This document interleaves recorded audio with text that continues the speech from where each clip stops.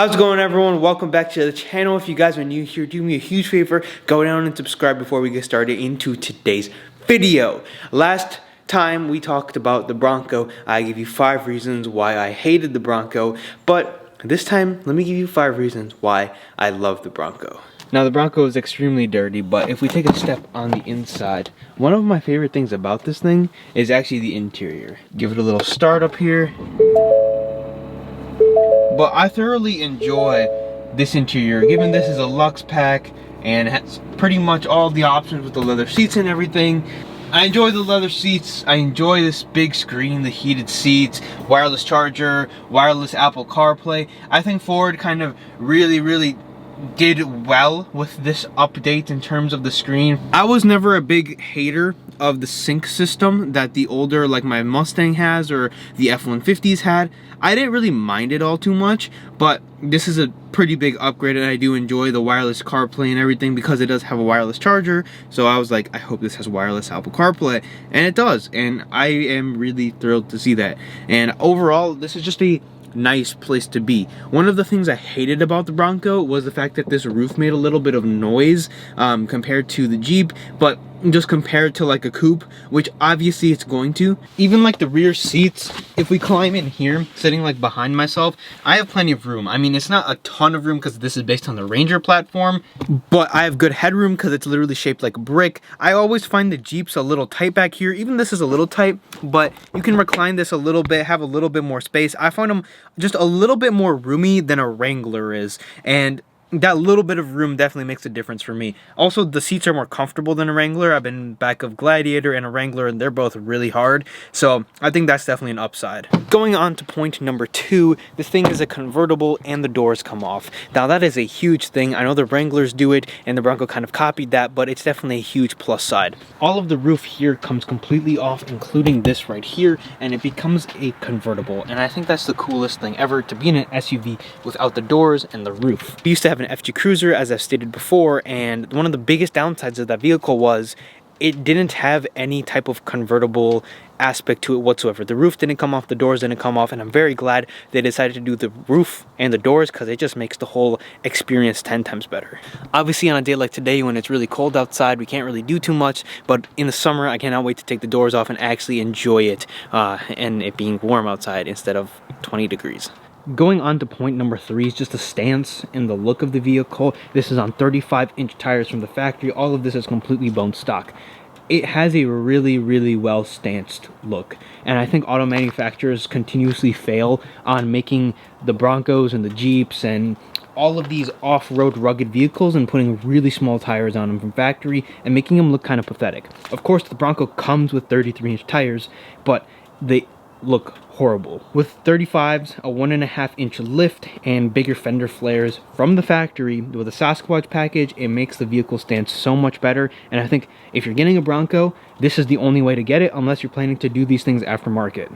I just can't stand to see a vehicle that's made to be off-road or be rugged and, you know, be used off-road, and then you have 33s on it that look so pathetic. Taking a step into the vehicle, if we do give it a little start up here, nice and quiet now that the vehicle has calmed itself down. If we do take it out for a little drive, it's really comfortable. With having a super large tire and the suspension, it is really comfortable. And I think that's one of the biggest upsides I can see to this thing over a Jeep. Now, every Jeep owner that I have seen in the comments section hangs on to the fact that the Jeep has a solid front axle. Well, the truth is the solid front axle might be cool for off-roading, but when you're on road, the solid front is really uncomfortable to ride in. It makes the suspension a lot harder, and overall it makes the ride just a little bit more harsh. The Bronco doesn't have that. It's a little bit of a disadvantage off-road. It's cool to see that Jeep does offer that, you know, as an off-road thing, but the truth is 90% of the time, even if you're a super hardcore off-roader, if you're buying a $60,000 vehicle, you're gonna drive it on a daily basis, and you live in a place in America, most likely you're not going to be off-roading on your daily commute. So Ford thought of that 90% of these vehicles are going to be driven on the road 90% of the time. There's the 10% that take them off-road, and there's probably a very even smaller percentage that take them on extreme off-roads. It's unfortunate because they are off-road SUVs, but the truth is people like to drive these on the streets. That being said, this thing rides really nicely on the streets. Everything I've heard, these things are awesome off-road and they ride really nice off-road as well, but I cannot say that just yet. This will see some off-road, but not yet.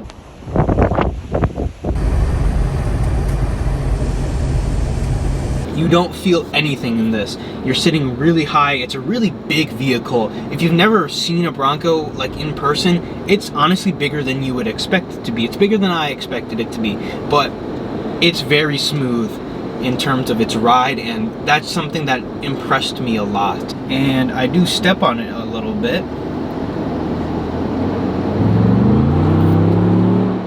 It's definitely not slow by any means either.